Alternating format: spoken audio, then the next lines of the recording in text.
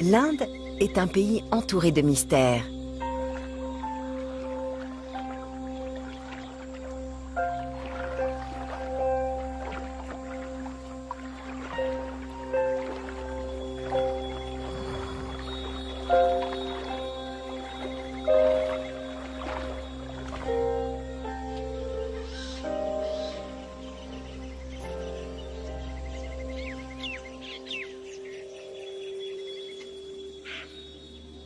Chaque jour, la vie s'épanouit dans ce décor.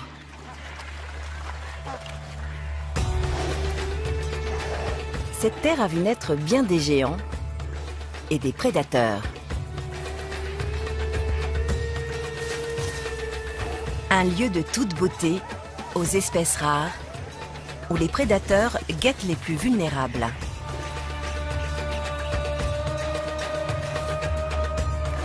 L'Inde est le pays des extrêmes.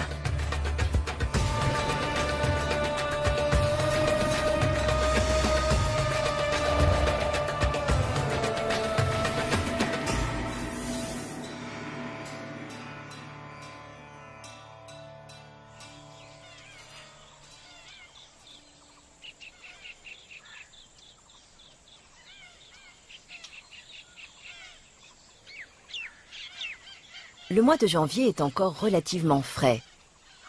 Mais certains jours, les températures peuvent atteindre 38 degrés.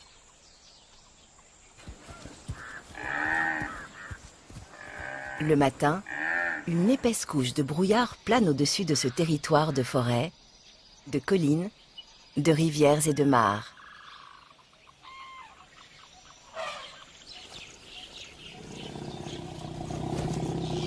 Dans une clairière isolée, une éléphante de 30 ans veille sur sa petite qui vient de naître. Elle n'est pas encore sevrée. La jeune éléphante est née dans la nuit, il y a quelques heures à peine.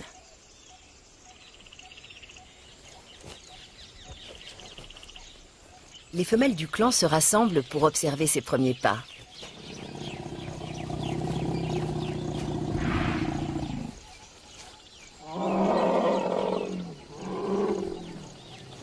Si elles doivent la protéger, rien ne les arrêtera.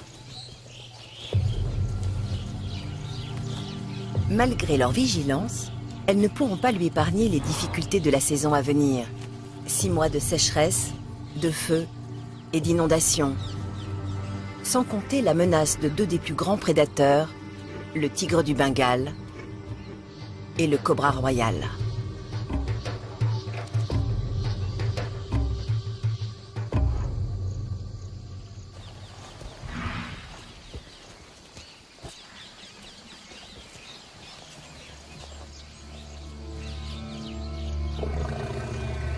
La petite éléphante est née sur une terre millénaire, où les civilisations se succèdent depuis la préhistoire.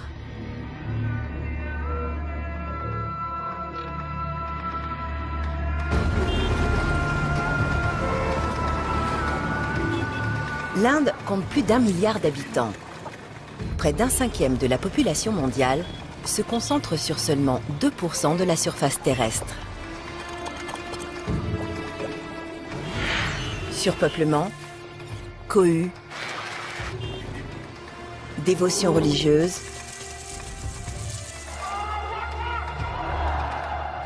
tout cela à très grande échelle. Mais l'Inde a su conserver son côté sauvage. Dans l'état reculé d'Assam, situé à 160 km au sud de l'Himalaya, se trouve le dernier troupeau d'éléphants d'Asie.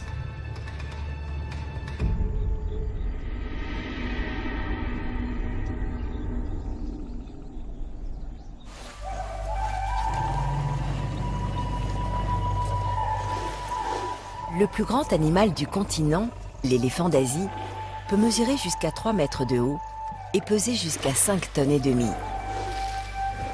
Le rhinocéros indien a survécu à 37 millions d'années d'évolution. Mais désormais, il fait partie des espèces en voie de disparition.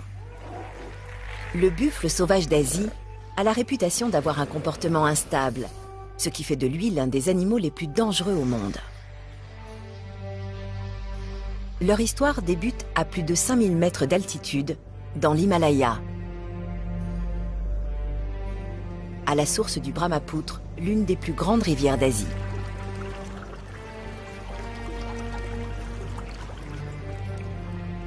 Elle est alimentée par des milliards de petites gouttes de glace fondue et traverse le Tibet et l'Inde. Son eau riche en nutriments donne naissance à de vastes prairies presque aussi grandes que la France.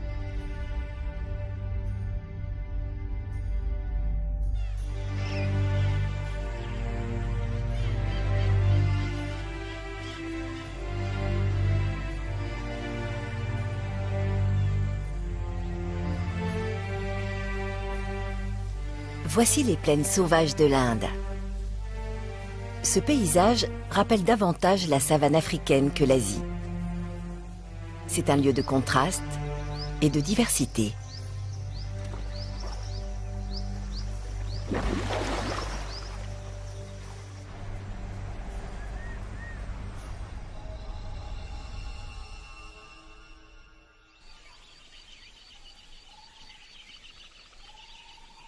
Une famille de loutres d'Asie paraissent sous le soleil matinal. Ce sont les plus grandes loutres du pays. Elles mesurent plus d'1 mètre et peuvent peser jusqu'à 11 kilos.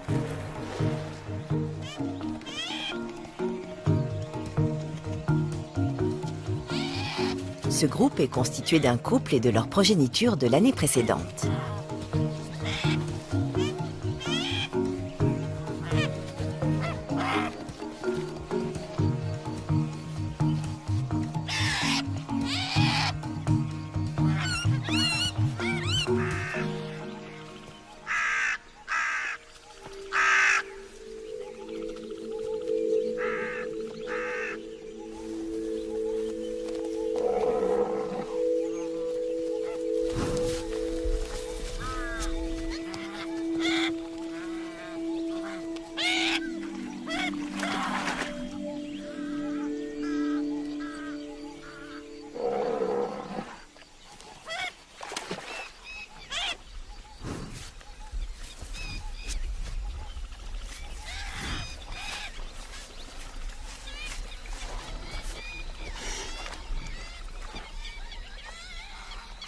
Pouvant atteindre 2 mètres au garrot et peser plus de 2 tonnes, le rhinocéros indien est plutôt imposant.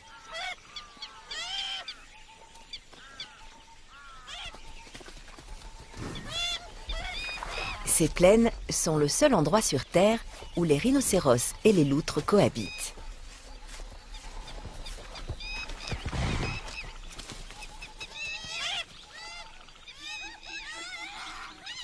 Ces deux espèces très différentes se sont parfaitement adaptées à leur environnement.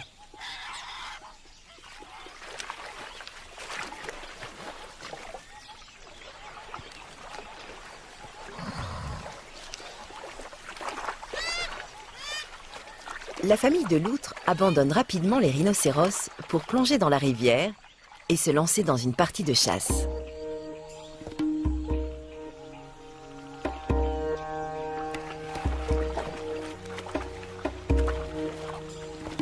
Leur épaisse fourrure les garde au chaud et au sec. Leurs narines et leurs oreilles se bouchent lorsqu'elles plongent. Leur queue puissante leur permet de se propulser et en fait des chasseurs hors pair.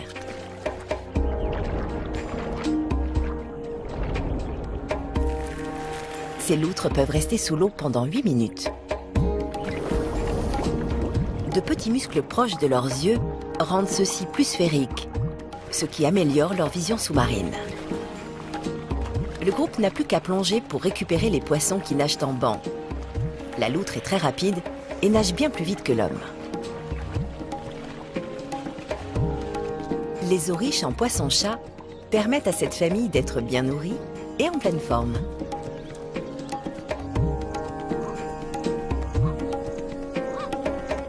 L'environnement varié a permis à de nombreuses espèces d'oiseaux de se développer dans cette région. Chacune d'elles a sa propre façon de s'alimenter.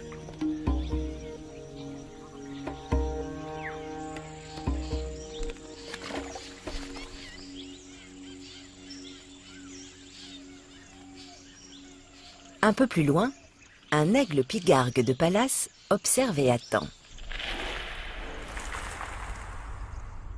Grâce à sa vue 8 fois plus précise que celle de l'homme, il peut repérer une proie jusqu'à 2 km à la ronde. L'aigrette, elle, n'hésite pas à mettre les pattes dans la vase pour mieux repérer les poissons et les grenouilles.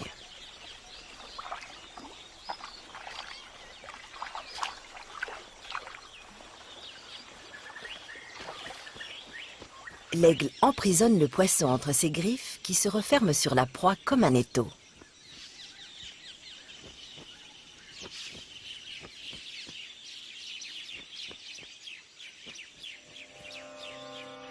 Non loin de là, un groupe de cormorans a mis en place une technique de pêche semblable à celle des loutres.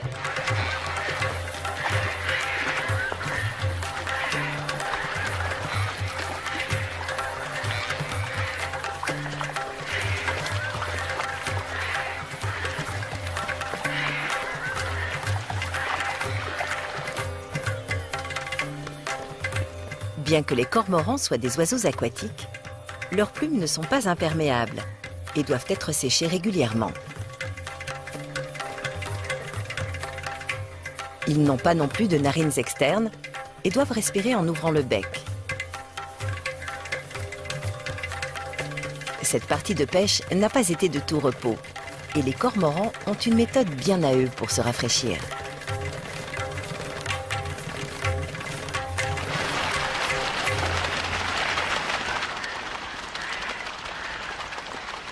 Cette portion de rivière ne l'intéresse plus. La volée décide d'aller pêcher ailleurs. On trouve beaucoup de petits lacs un peu partout dans ces plaines, au milieu des denses forêts tropicales.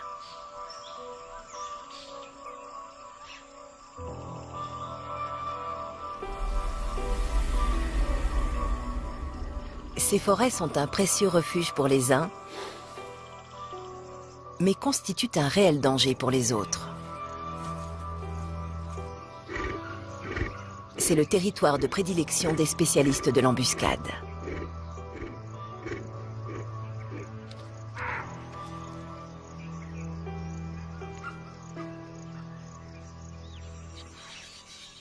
On y trouve également le plus grand serpent venimeux du monde.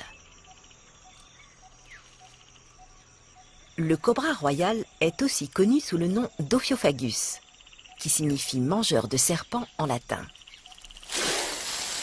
En effet, il ne se nourrit presque que de cela. Son venin est si puissant qu'il pourrait tuer 10 adultes en une seule morsure.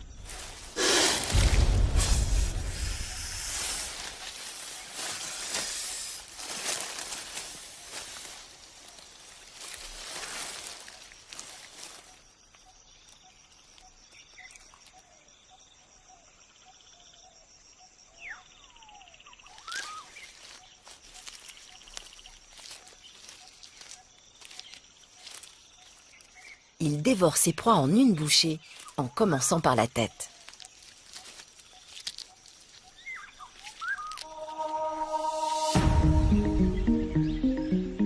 Si le rivage est le repère des oiseaux, la forêt est celui des insectes.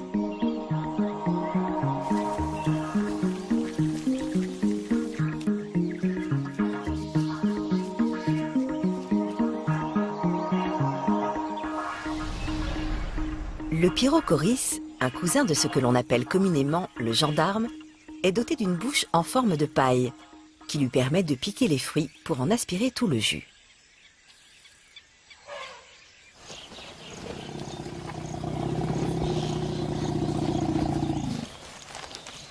Lorsqu'on s'éloigne de la fraîcheur de la forêt ombragée, les plaines sont d'une chaleur étouffante.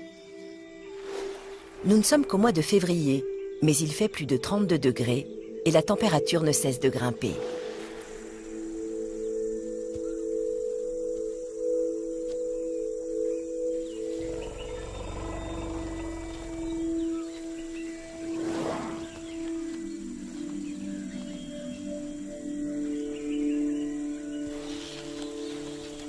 L'éléphant d'Asie peut manger jusqu'à 200 kg de végétaux par jour.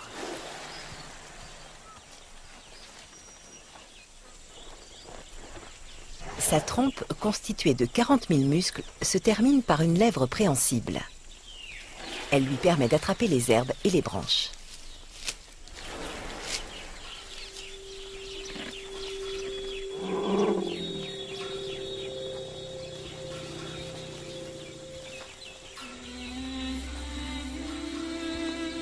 Le troupeau poursuit sa route et la jeune éléphante doit suivre, tant bien que mal.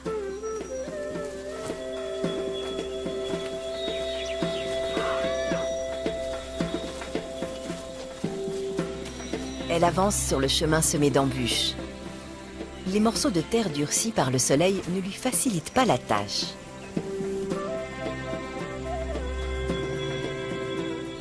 Pour survivre, les éléphants doivent boire au minimum 100 litres d'eau par jour.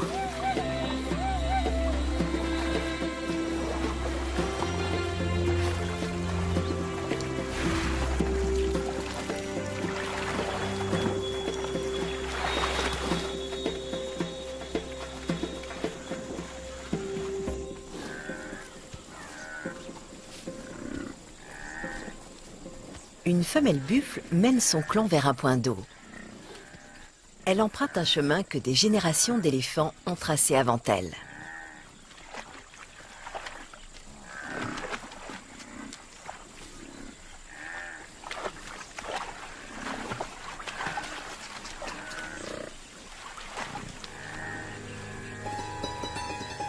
Un mâle se tient à l'écart du troupeau.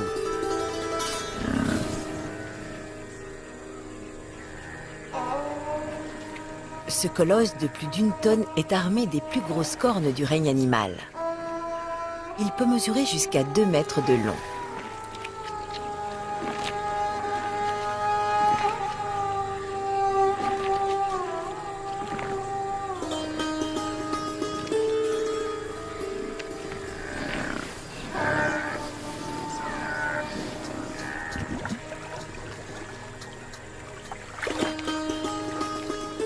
Les animaux qui viennent brouter autour des points d'eau sont rarement seuls.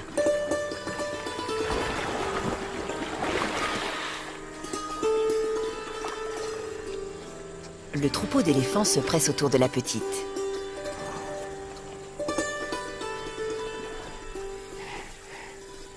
Grâce à son flair, le rhinocéros devine qu'il y a du danger dans l'air.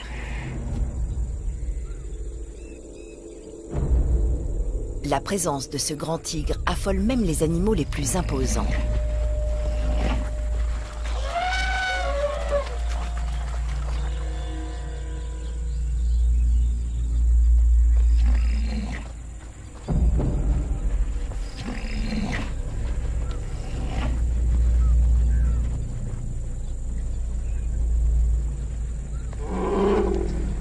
Les tigres sont capables d'attaquer et de tuer les éléphanteaux.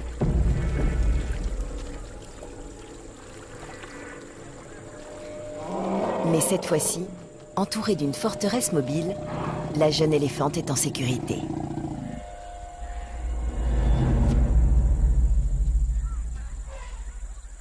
Pourtant, il existe un danger contre lequel même ses aînés ne peuvent la protéger.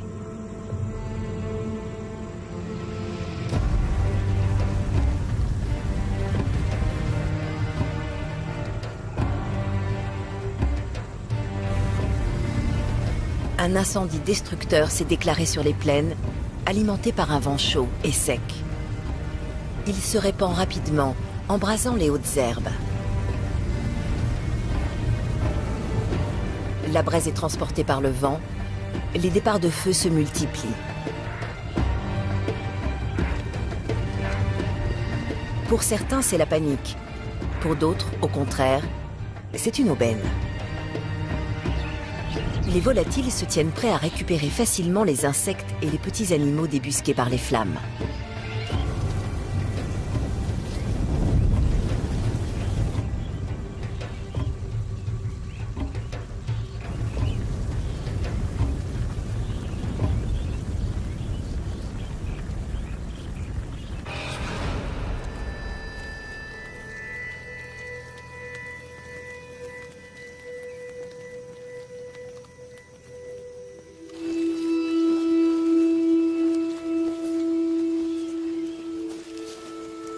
L'éléphanteau a réussi à s'échapper, mais dans cet univers, la lutte pour la survie semble ne jamais s'arrêter.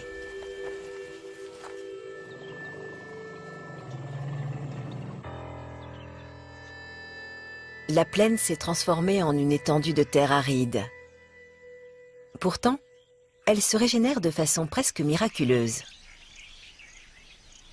Les fleurs rouges flamboyantes des cotonniers s'épanouissent et dominent le paysage. Elles attirent les pollinisateurs des kilomètres à la ronde.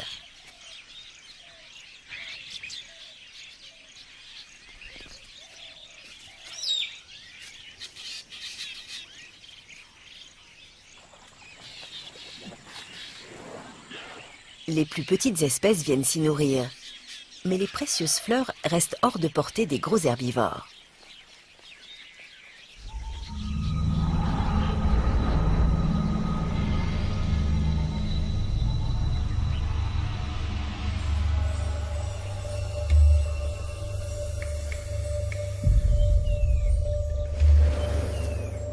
Nous sommes en mars, et dans les 2 mois à venir, la température moyenne atteindra 35 degrés. Un climat idéal pour les animaux à sang froid. Ils se prélassent et récupèrent les rayons du soleil pour les transformer en énergie. Les animaux doivent s'adapter au changement de température. Ce python molure, par exemple, est contraint de se réfugier dans les recoins ombragés pour rester au frais.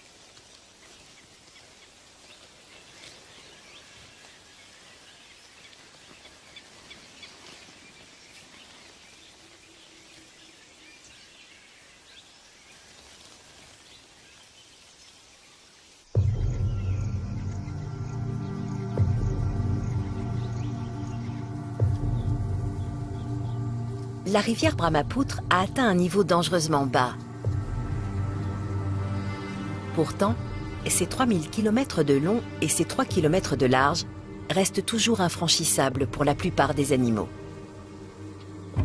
D'une rive à l'autre, on rencontre des espèces différentes qui n'ont jamais été en contact les unes avec les autres.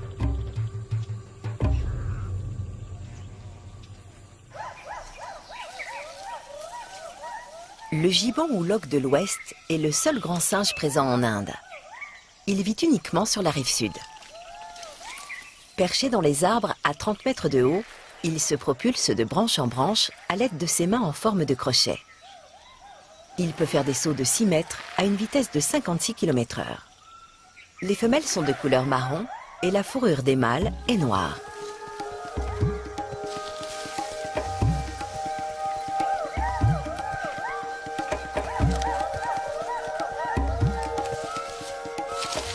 Ces singes ne sont plus que 5000 aujourd'hui.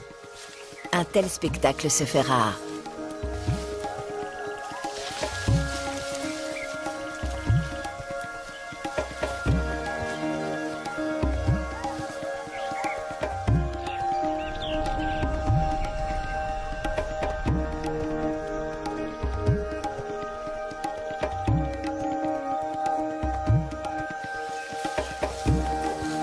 Sur la rive nord, l'espèce de singe la plus menacée est le langur doré. Ils ne sont plus qu'un millier en Inde.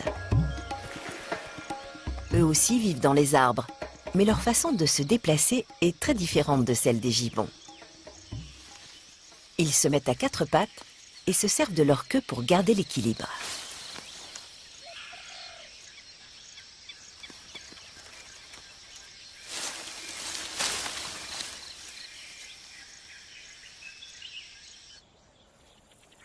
L'obstacle formé par le Brahmapoutre empêche le gibbon houloque et le langur doré de se rencontrer.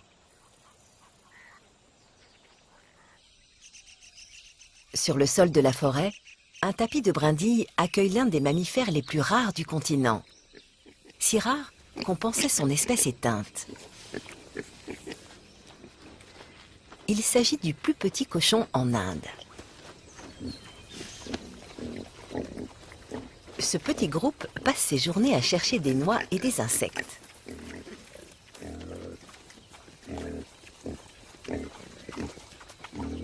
À la naissance, Les jeunes porcelets ne sont pas plus gros qu'une pomme et ne pèsent que 200 grammes. Ils constituent une proie idéale pour la plupart des prédateurs des plaines.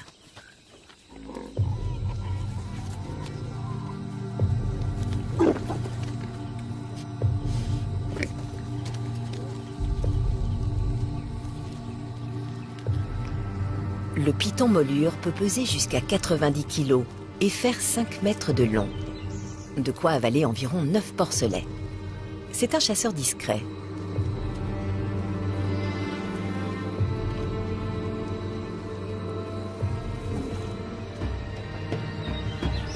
Les parents grognent pour signaler aux petits qu'ils ne doivent pas s'éloigner. Mieux vaut ne pas rester à la traîne.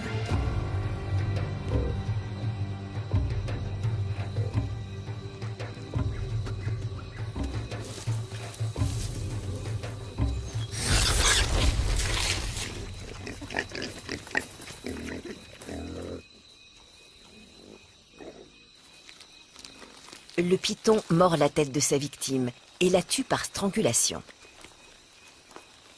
Sa mâchoire inférieure lui permet d'avaler la proie d'un seul coup.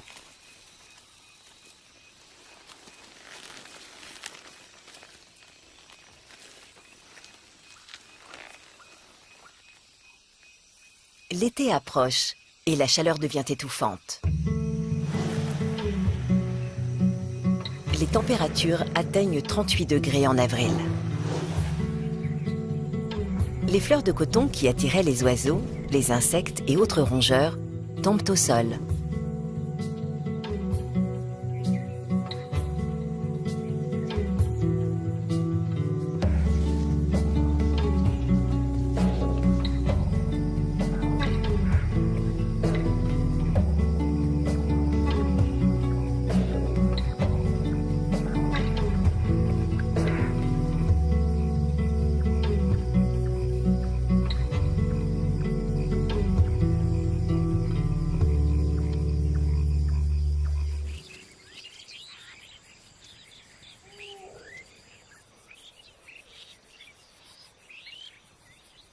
Les éléphants se rassemblent autour d'une mare.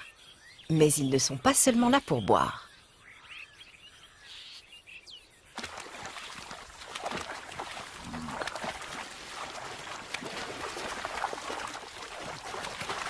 Un mâle en rut a détecté l'odeur d'une femelle en chaleur.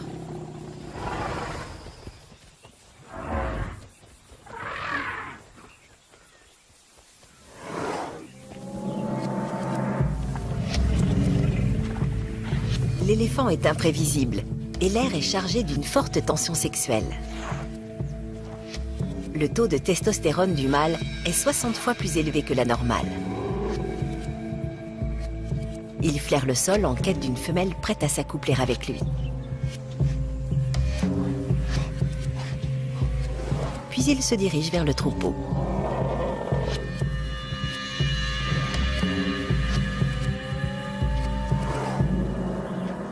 L'éléphant, d'habitude si calme, peut alors devenir violent. Il peut même aller jusqu'à tuer. Les plus jeunes doivent faire particulièrement attention.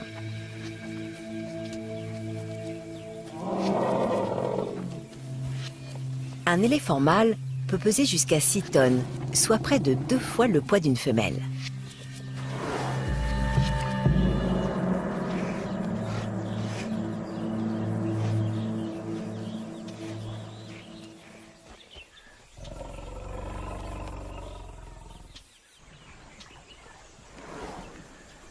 Le troupeau décide d'aller trouver refuge dans la mare.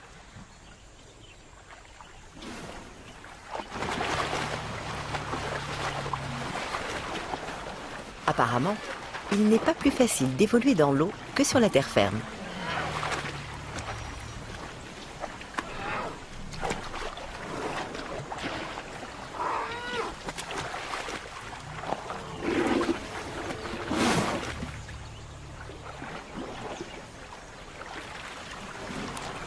Notre jeune éléphante se retrouve en difficulté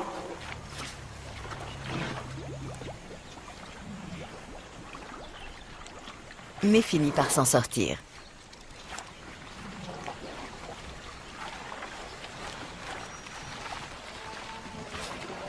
Même les jeunes éléphants savent nager. Ils se servent de leur trompe comme d'un tuba.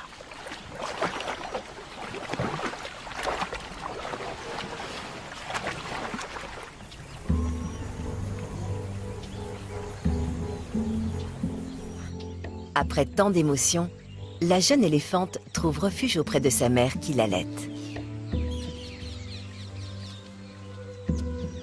C'est au tour d'un autre nouveau-né d'avoir besoin d'aide. Il fait ses premiers pas.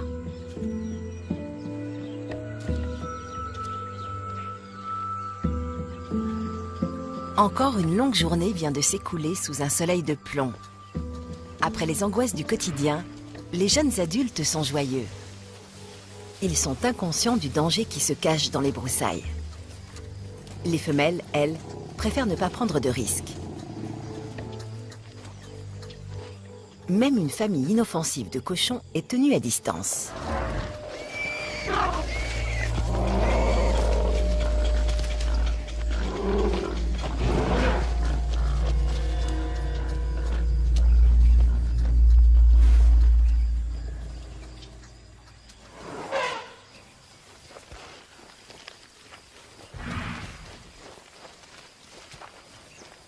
Élever un éléphanteau au sein d'une troupe augmente ses chances de survie.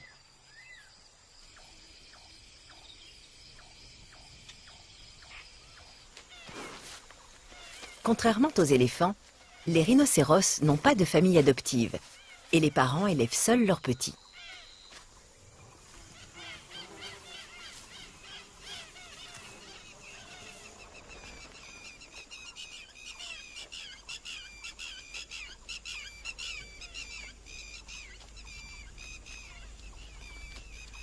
Cette femelle vient de donner naissance à un nouveau-né. Ils sont livrés à eux-mêmes et le petit est particulièrement vulnérable.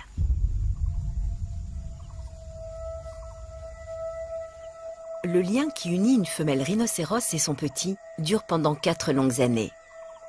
La mère doit rester sur ses gardes en permanence pour être en mesure de le protéger. Les jeunes rhinocéros n'ont pas une bonne vue. Leurs yeux sont positionnés de chaque côté de leur tête. En revanche, leur odorat est très développé et ils ont l'ouïe fine. Ils reniflent l'air pour flairer le danger.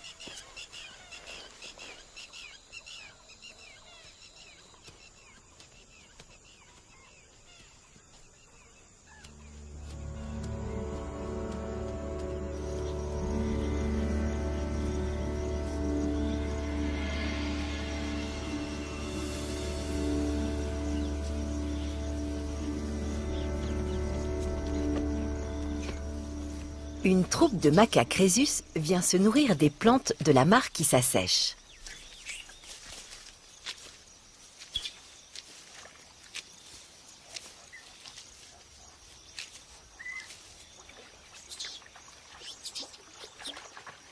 Les plus jeunes ne sont pas conscients des dangers auxquels ils s'exposent lorsqu'ils sont au sol. Un python ne ferait qu'une bouchée d'un petit macaque.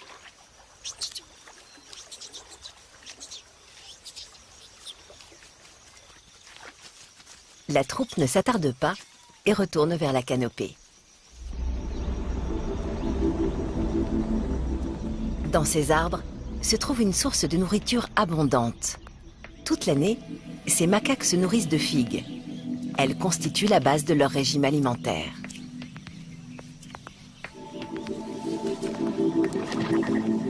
Il existe près d'1 millier de variétés de figues dans le monde. Toutes entretiennent une relation symbiotique avec une espèce particulière de guêpe qui se développe depuis 8 millions d'années. Elle mesure à peine plus d'1 millimètre.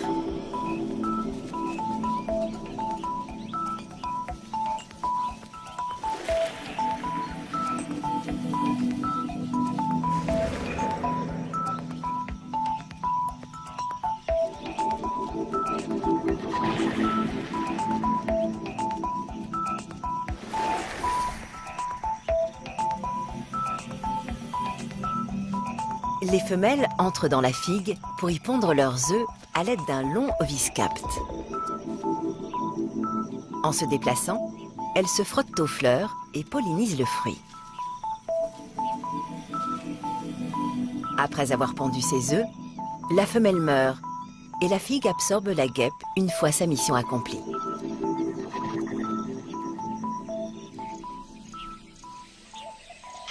Dans certaines forêts, le figuier et les fruits qu'il donne nourrissent environ 70% de la population animale.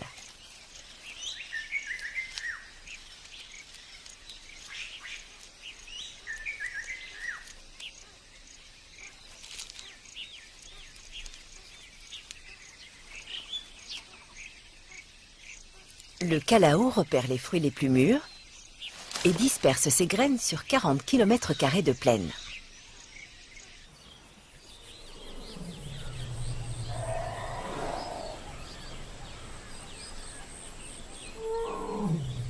La terre est asséchée par le soleil et l'herbe se fait rare. Les éléphants se rabattent sur les nombreuses jacinthes d'eau. Mais il faut d'abord nettoyer les racines, un travail fastidieux.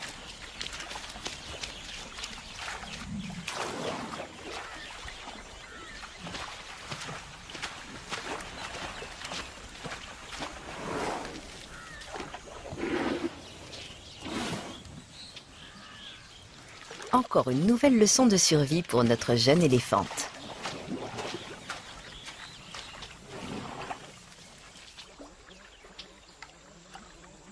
Les rhinocéros, eux, profitent d'une source de nourriture abondante.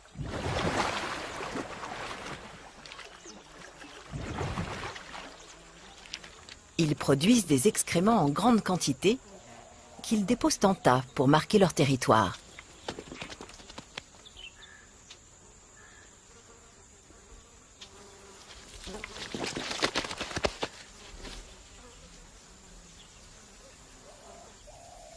Dans les plaines, rien ne se perd.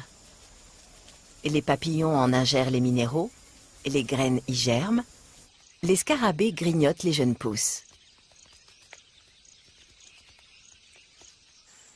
Mais enfoui au cœur de la bouse, se trouve l'un de ses habitants les mieux adaptés, le bousier.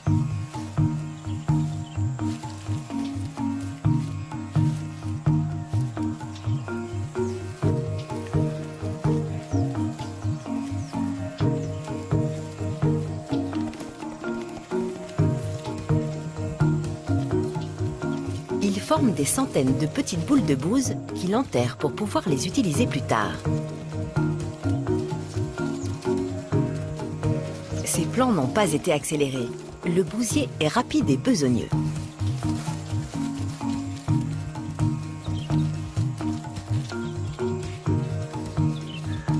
Les boules de bouse servent d'engrais et chaque graine que les bousiers ne mangeront pas sera cultivée et engendrera une nouvelle plante.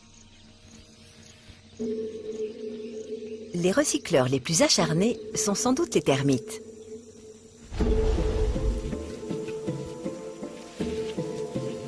Ils doivent être une centaine de milliers à s'activer dans cette colonie. On compte près de 12 000 milliards de termites dans le monde entier.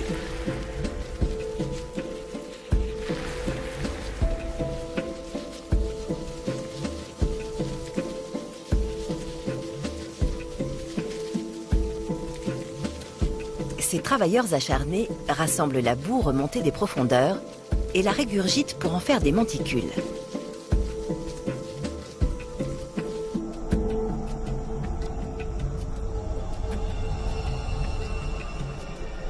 Ils débarrassent les plaines de leur bois mort et le transforment en nutriments que le sol absorbe ensuite à nouveau.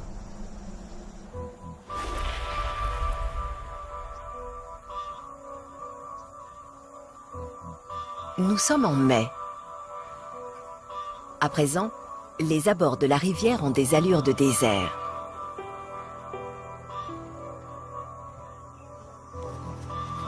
Il n'a pas plu depuis novembre dernier et les plaines sont en train de griller.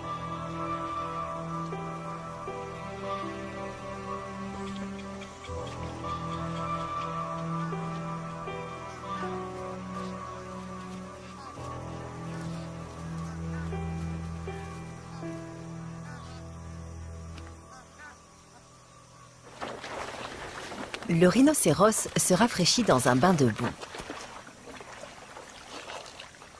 Son armure semble blindée, mais en réalité, elle est plutôt sensible et même fragile. La boue apaise les morsures et les piqûres d'insectes et protège sa peau des rayons agressifs du soleil.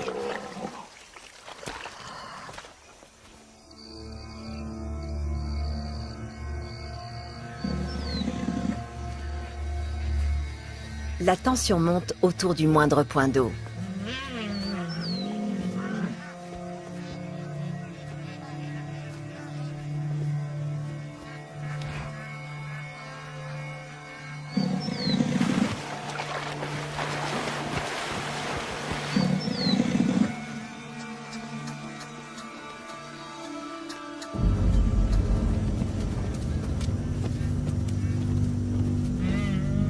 Malgré la température élevée, les jeunes rhinocéros trouvent la force de se quereller. Ils cherchent à se mordre à défaut de pouvoir utiliser leur corne qui n'a pas encore poussé. Les adultes, eux, ont tout ce qu'il faut pour se battre. Et le combat est rude.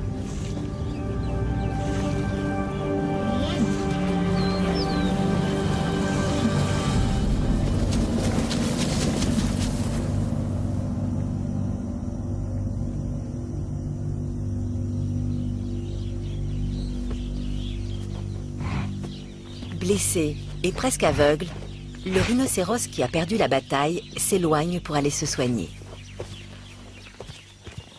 Une volée de ménates l'accompagne. Ces petits oiseaux nettoient les blessures infectées. Ils enlèvent les petits bouts de chair et les tiques.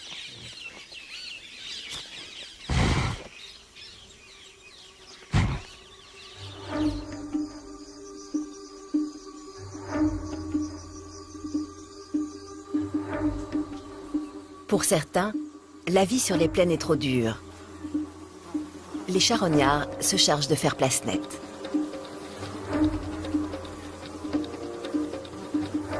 Au plus fort de l'été, il est encore possible de trouver de la nourriture, à condition de savoir où chercher. Une armée de fourmis envahit le nid d'un animal bien plus gros qu'elle. Elles tuent et dérobent tout ce qu'elles peuvent transporter, y compris les larves de leurs ennemis.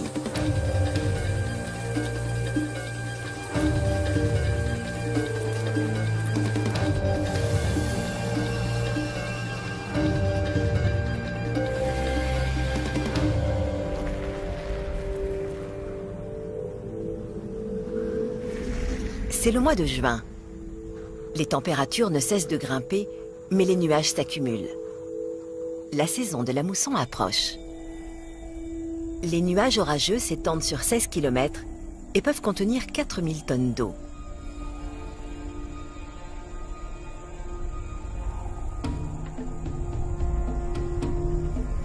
Toute cette eau va bientôt se déverser sur les plaines assoiffées.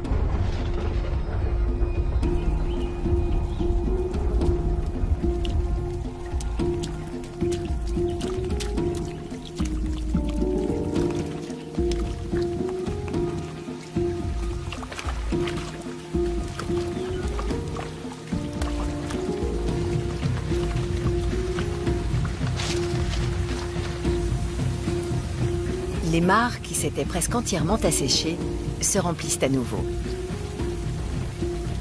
La pluie va tomber pendant 3 mois et la vie va de nouveau éclore de toutes parts.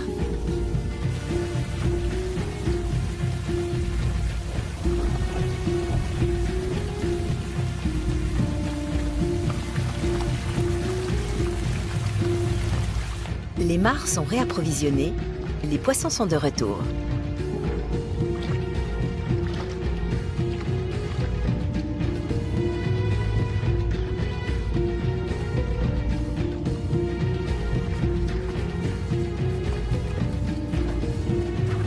Une espèce endémique de cerf des marais s'est parfaitement adaptée à son environnement.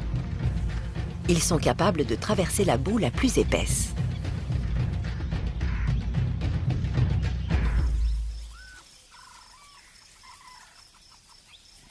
Ces précipitations sont nécessaires, mais ne suffisent pas. La terre a aussi besoin d'être nourrie pour survivre.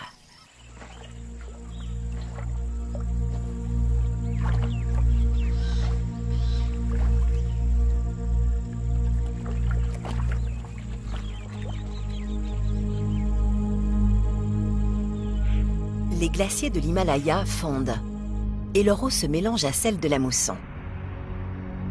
Le Brahmapoutre sort de son lit et inonde une zone qui s'étend sur 30 000 km², l'équivalent de la superficie de la Belgique.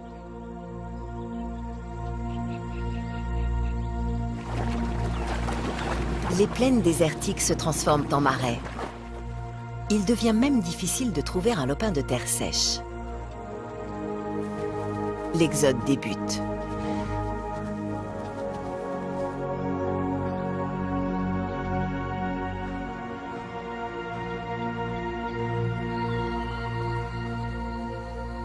Les proies se déplacent en troupeaux et rendent la tâche plus facile pour les prédateurs.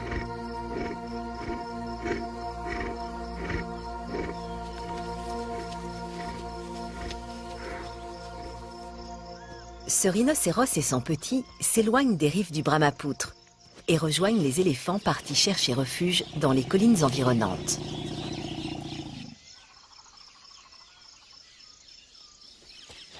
L'éléphanteau a survécu à sa première longue saison sèche.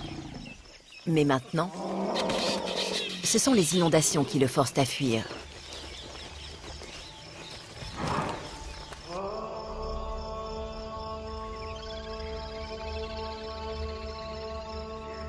Ce qui semble être une force destructrice est en réalité une bouffée d'air frais. Sans ce cycle de précipitation, les plaines ne pourraient pas être si productives.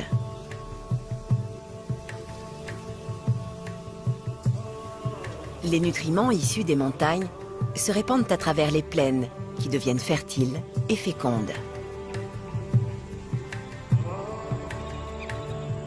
Dès que le niveau de l'eau aura baissé, les animaux reviendront brouter l'herbe redevenue abondante.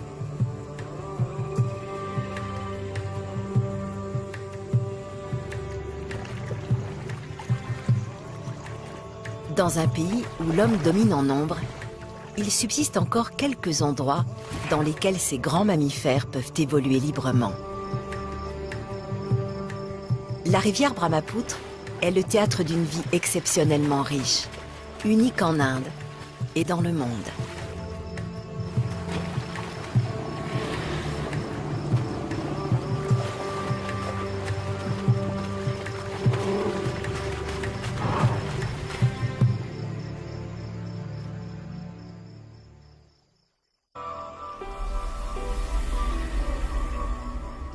Ces forêts sont un précieux refuge pour les uns, mais constituent un réel danger pour les autres.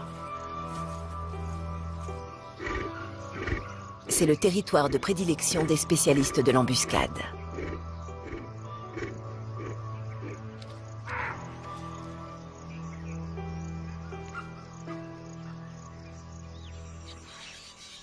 On y trouve également le plus grand serpent venimeux du monde.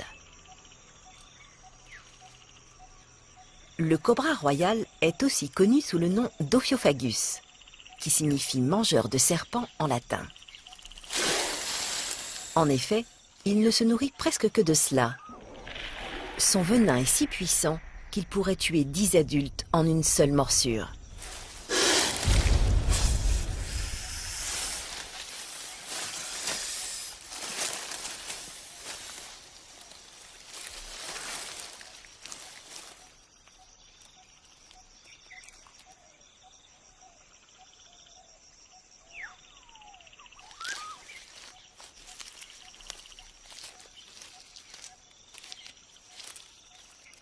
Il dévore ses proies en une bouchée, en commençant par la tête.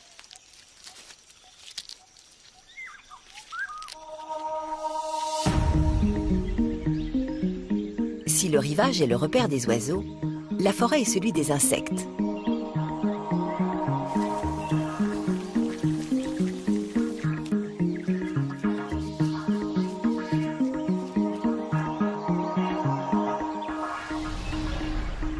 Le Pyrochoris, un cousin de ce que l'on appelle communément le gendarme, est doté d'une bouche en forme de paille, qui lui permet de piquer les fruits pour en aspirer tout le jus.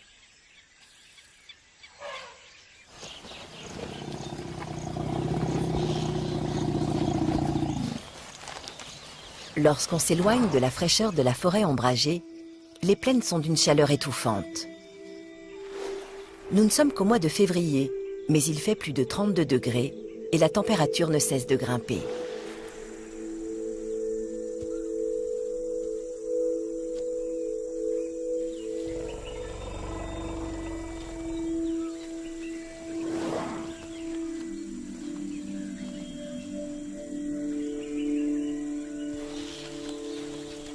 L'éléphant d'Asie peut manger jusqu'à 200 kg de végétaux par jour.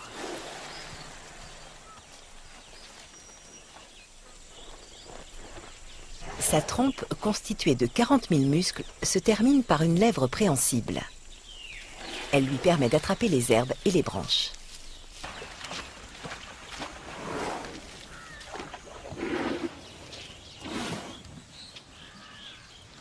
Encore une nouvelle leçon de survie pour notre jeune éléphante.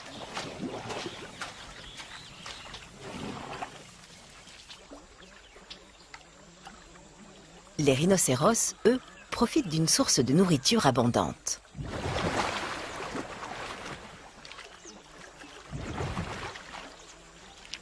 Ils produisent des excréments en grande quantité qu'ils déposent en tas pour marquer leur territoire.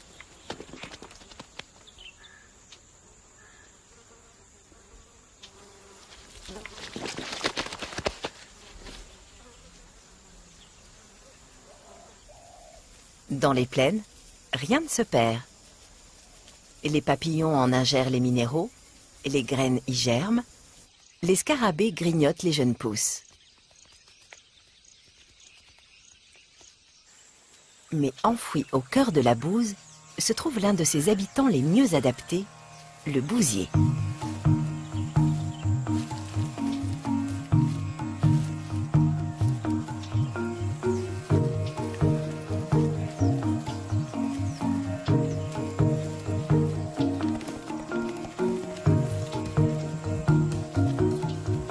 Il forme des centaines de petites boules de bouse qu'il enterre pour pouvoir les utiliser plus tard.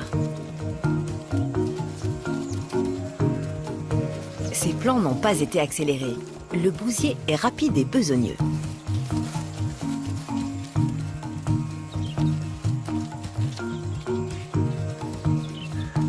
Les boules de bouse servent d'engrais et chaque graine que les bousiers ne mangeront pas sera cultivée et engendrera une nouvelle plante. Les recycleurs les plus acharnés sont sans doute les termites.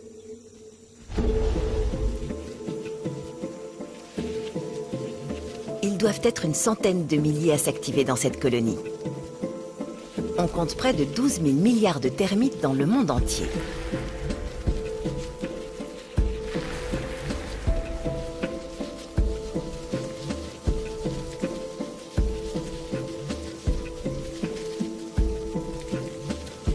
Ces travailleurs acharnés rassemblent la boue remontée des profondeurs et la régurgitent pour en faire des monticules.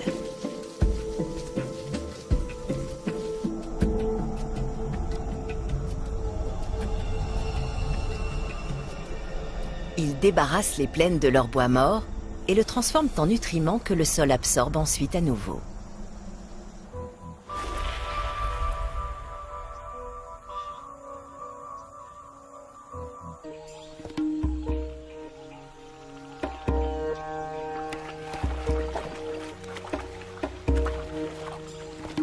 Leur épaisse fourrure les garde au chaud et au sec. Leurs narines et leurs oreilles se bouchent lorsqu'elles plongent. Leur queue puissante leur permet de se propulser et en fait des chasseurs hors pair.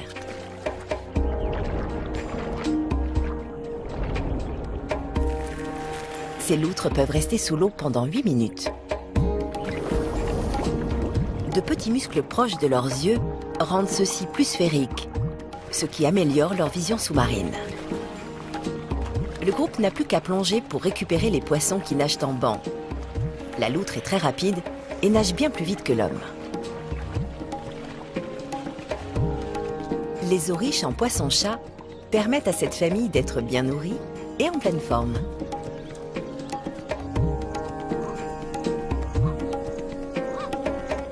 L'environnement varié a permis à de nombreuses espèces d'oiseaux de se développer dans cette région. Chacune d'elles a sa propre façon de s'alimenter.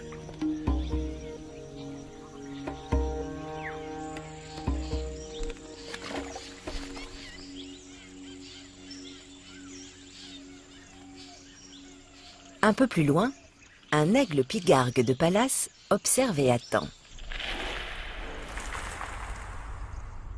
Grâce à sa vue 8 fois plus précise que celle de l'homme, il peut repérer une proie jusqu'à 2 km à la ronde. L'aigrette, elle, n'hésite pas à mettre les pattes dans la vase pour mieux repérer les poissons et les grenouilles.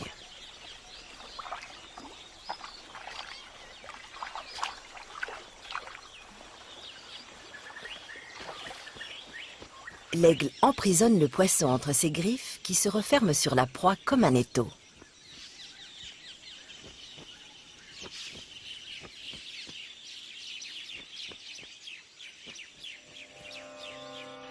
Non loin de là, un groupe de cormorans a mis en place une technique de pêche semblable à celle des loutres.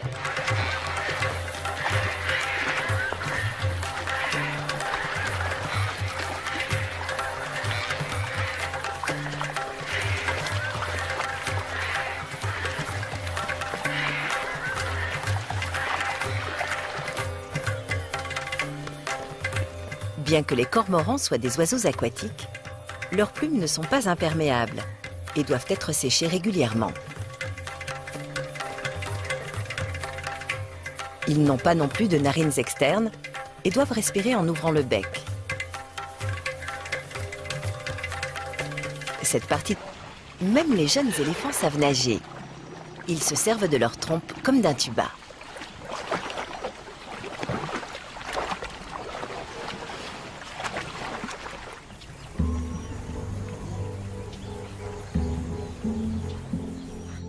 Après tant d'émotions, la jeune éléphante trouve refuge auprès de sa mère qui l'allaite. C'est au tour d'un autre nouveau-né d'avoir besoin d'aide. Il fait ses premiers pas.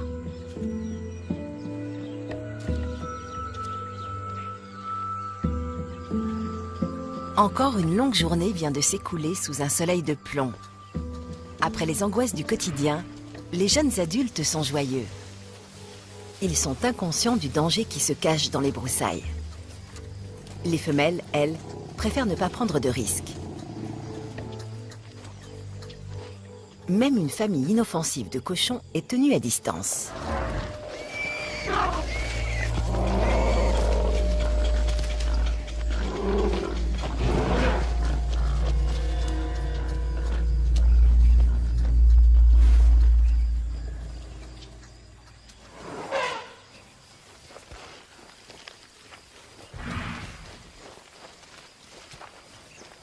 Élever un éléphanteau au sein d'une troupe augmente ses chances de survie.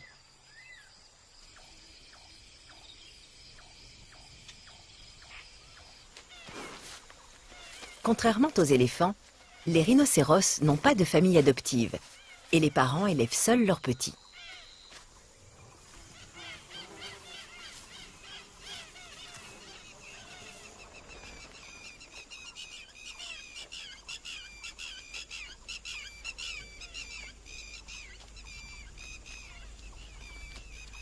Cette femelle vient de donner naissance à un nouveau-né. Ils sont livrés à eux-mêmes et le petit est particulièrement vulnérable.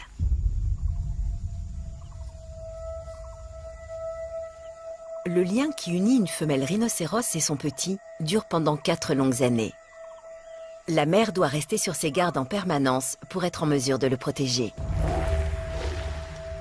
Les jeunes rhinocéros n'ont pas une bonne vue. Leurs yeux sont positionnés de chaque côté de leur tête. En revanche, leur odorat est très développé et ils ont l'ouïe fine. Ils reniflent l'air pour flairer le danger.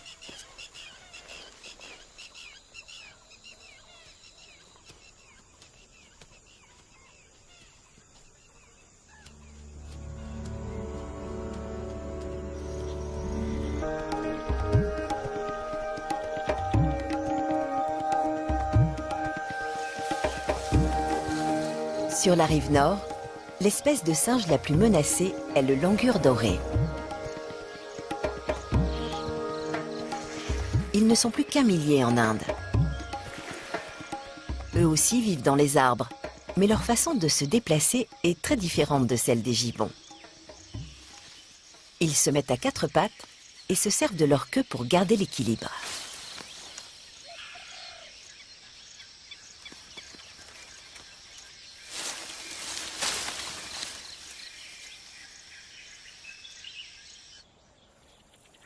L'obstacle formé par le brahmapoutre empêche le gibbon houloc et le langur doré de se rencontrer.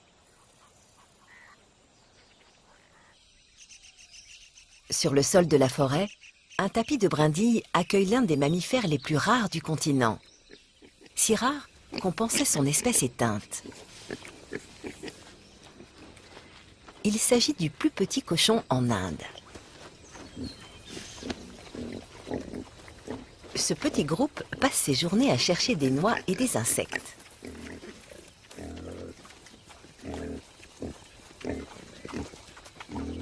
À la naissance, les jeunes porcelets ne sont pas plus gros qu'une pomme et ne pèsent que 200 grammes. Ils constituent une proie idéale pour la plupart des prédateurs des plaines.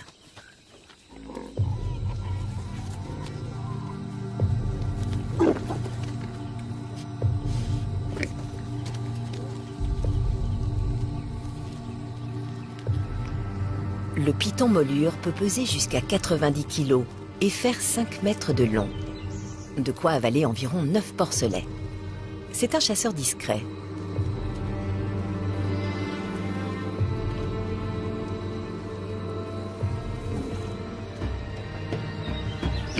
Les parents grognent pour signaler aux petits qu'ils ne doivent pas s'éloigner. Mieux vaut ne pas rester à la traîne.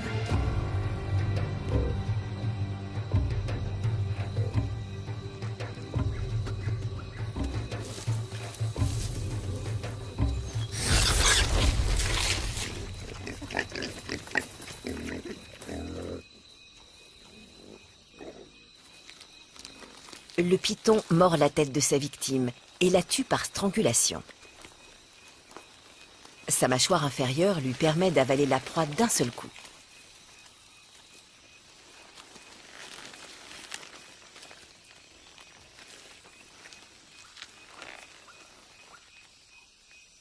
L'été approche et la chaleur devient étouffante.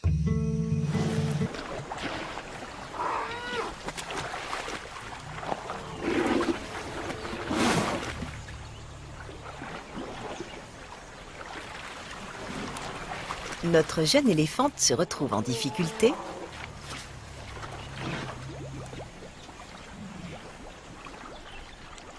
mais finit par s'en sortir.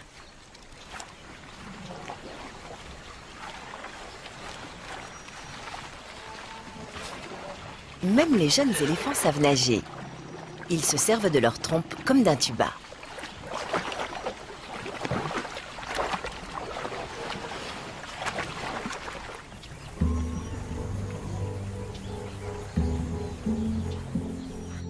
Après tant d'émotions, la jeune éléphante trouve refuge auprès de sa mère qui l'allaite. C'est au tour d'un autre nouveau-né d'avoir besoin d'aide. Il fait ses premiers pas.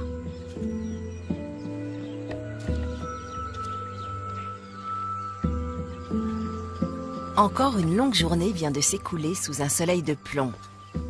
Après les angoisses du quotidien, les jeunes adultes sont joyeux. Ils sont inconscients du danger qui se cache dans les broussailles. Les femelles, elles, préfèrent ne pas prendre de risques. Même une famille inoffensive de cochons est tenue à distance.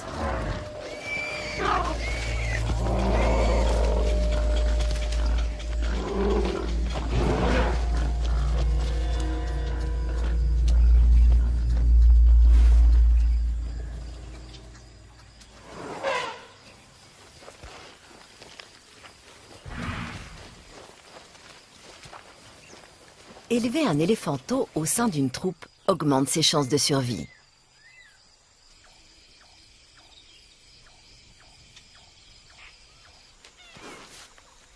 Contrairement aux éléphants, les rhinocéros n'ont pas de famille adoptive et les parents élèvent seuls leurs petits.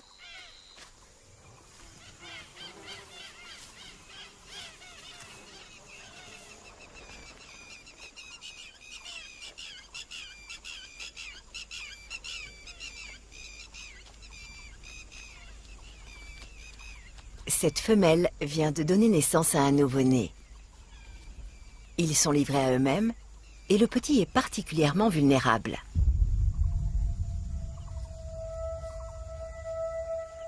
Le lien qui unit une femelle rhinocéros et son petit dure pendant 4 longues années. La mère doit rester sur ses gardes en permanence pour être en mesure de le protéger. Les jeunes rhinocéros n'ont pas une bonne vue. Leurs yeux sont absorbent ensuite à nouveau.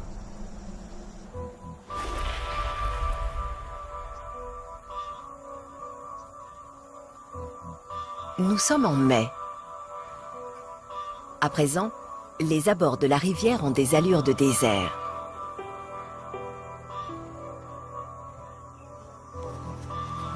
Il n'a pas plu depuis novembre dernier. Et les plaines sont en train de griller.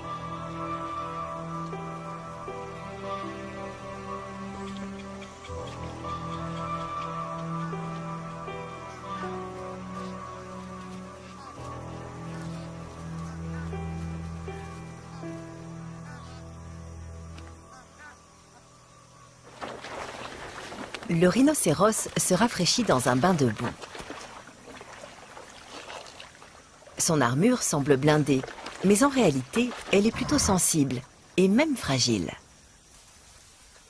La boue apaise les morsures et les piqûres d'insectes et protège sa peau des rayons agressifs du soleil.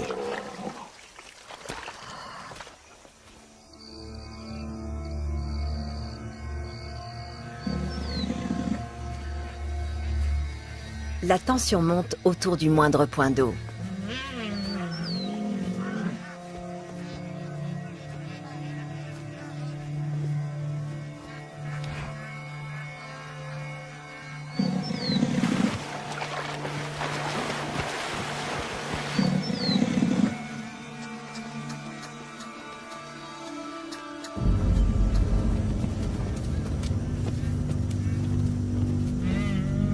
Malgré la température élevée, les jeunes rhinocéros trouvent la force de se quereller. Ils cherchent à se mordre à défaut de pouvoir utiliser leur corne qui n'a pas encore poussé. Les adultes, eux, ont tout ce qu'il faut pour se battre. Et le combat est rude.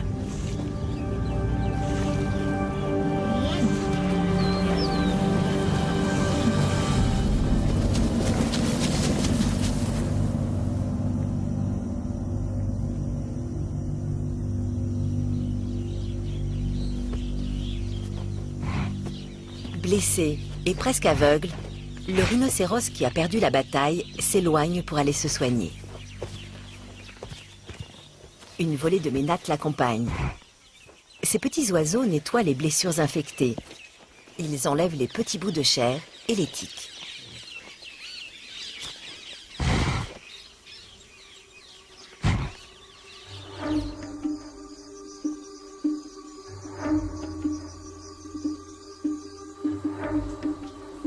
Pour certains, la vie sur les plaines est trop dure.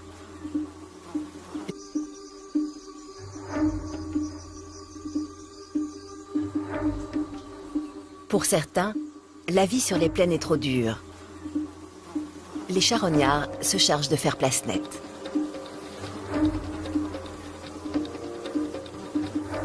Au plus fort de l'été, il est encore possible de trouver de la nourriture, à condition de savoir où chercher. Une armée de fourmis envahit le nid d'un animal bien plus gros qu'elle. Elles tuent et dérobent tout ce qu'elles peuvent transporter, y compris les larves de leurs ennemis.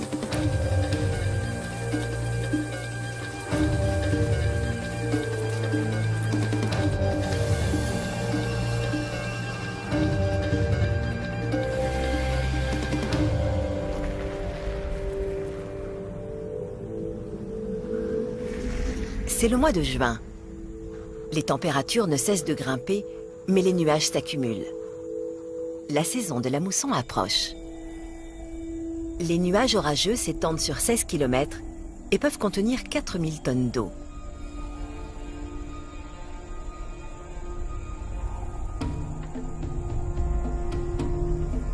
Toute cette eau va bientôt se déverser sur les plaines assoiffées.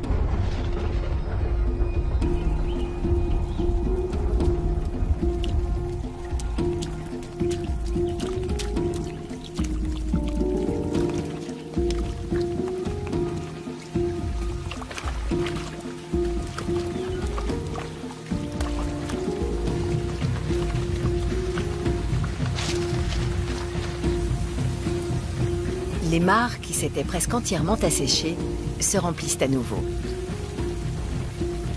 La pluie va tomber pendant 3 mois et la vie va de nouveau éclore de toutes parts.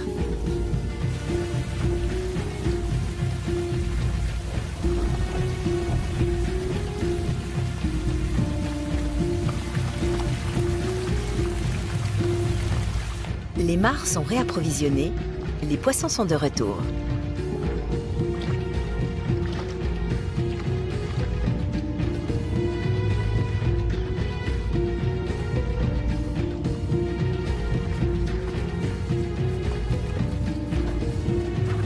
Une espèce endémique de cerf des marais s'est parfaitement adaptée à son environnement. Ils sont capables de traverser la boue la plus épaisse.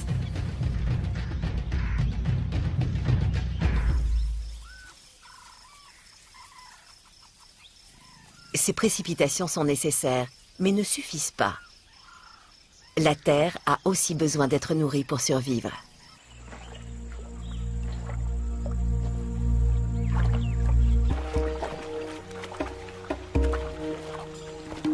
Leur épaisse fourrure les garde au chaud et au sec. Leurs narines et leurs oreilles se bouchent lorsqu'elles plongent. Leur queue puissante leur permet de se propulser et en fait des chasseurs hors pair.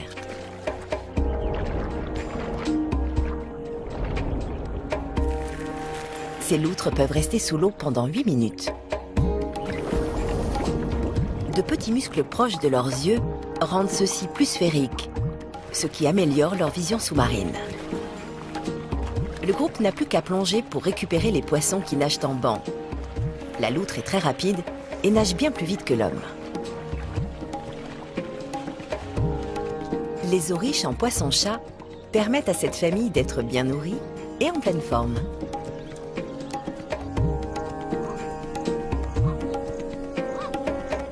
L'environnement varié a permis à de nombreuses espèces d'oiseaux de se développer dans cette région. Chacune d'elles a sa propre façon de s'alimenter.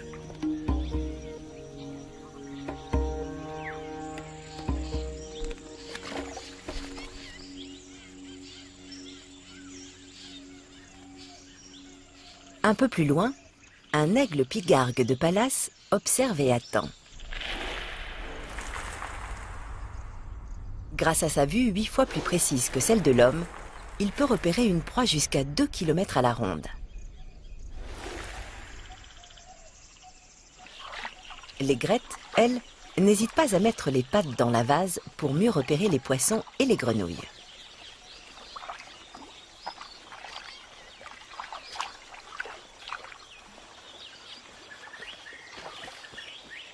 L'aigle emprisonne le poisson entre ses griffes qui se referment sur la proie comme un étau.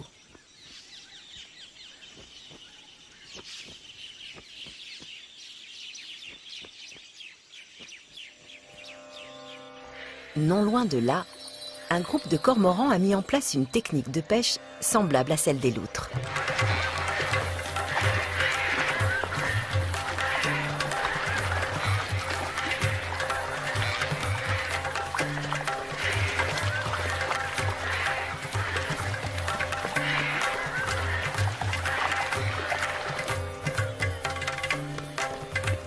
Bien que les cormorans soient des oiseaux aquatiques, leurs plumes ne sont pas imperméables et doivent être séchées régulièrement.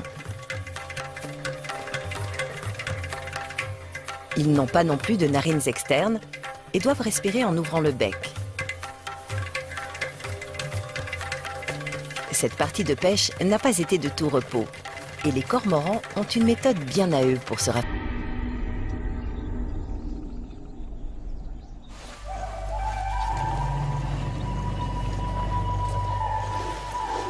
Le plus grand animal du continent, l'éléphant d'Asie, peut mesurer jusqu'à 3 mètres de haut et peser jusqu'à 5 tonnes et demie. Le rhinocéros indien a survécu à 37 millions d'années d'évolution.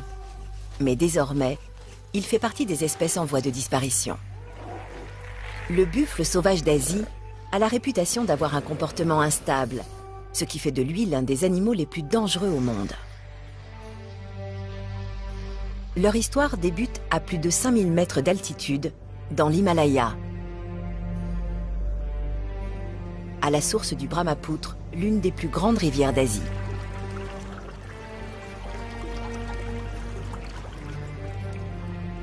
Elle est alimentée par des milliards de petites gouttes de glace fondue et traverse le Tibet et l'Inde. Son eau riche en nutriments donne naissance à de vastes prairies presque aussi grandes que la France.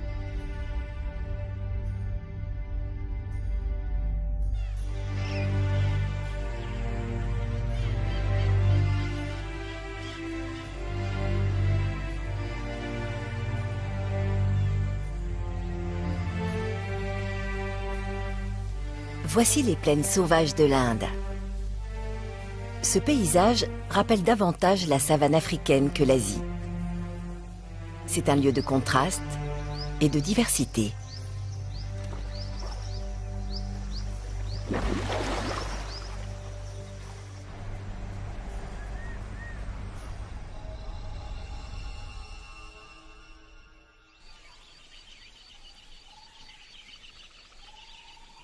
Une famille de loutres d'Asie paraissent sous le soleil matinal.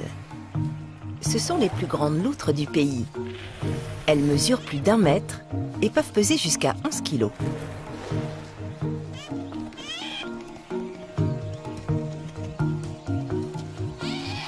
Ce groupe est constitué d'un couple et de leur progéniture de l'année précédente.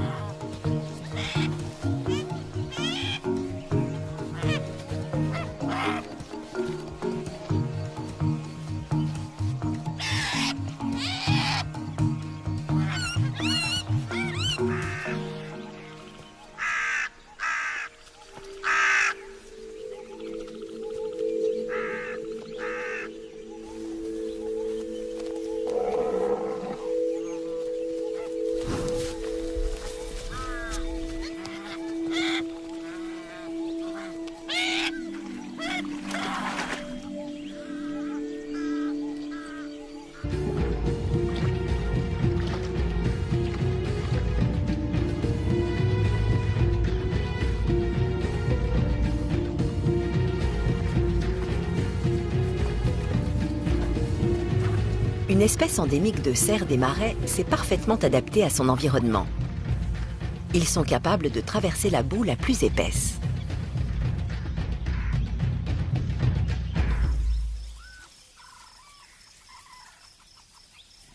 Ces précipitations sont nécessaires, mais ne suffisent pas.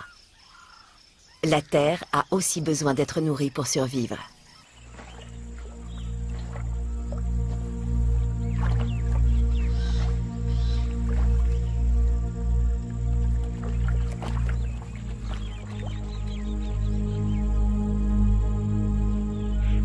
Les glaciers de l'Himalaya fondent et leur eau se mélange à celle de la mousson.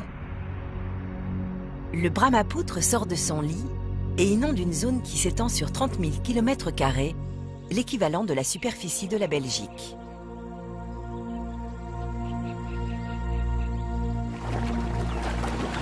Les plaines désertiques se transforment en marais. Il devient même difficile de trouver un lopin de terre sèche. L'exode débute.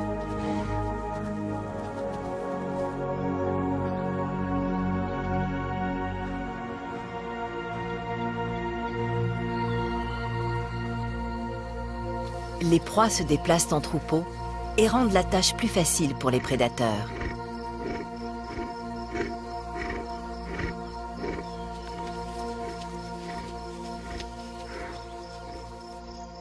Ce rhinocéros et son petit s'éloignent des rives du Brahmapoutre et rejoignent les éléphants partis chercher refuge dans les collines environnantes.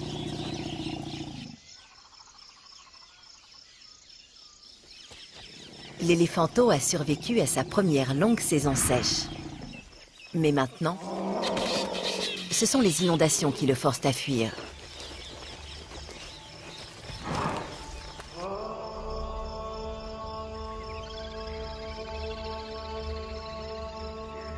Ce qui semble être une force destructrice est en réalité une bouffée d'air frais.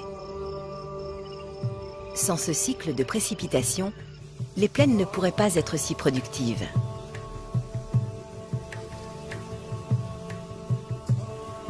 Les nutriments issus des montagnes se répandent à travers les plaines, qui deviennent fertiles et fécondes. Dès que le niveau de l'eau aura baissé, les animaux reviendront brouter l'herbe redevenue abondante.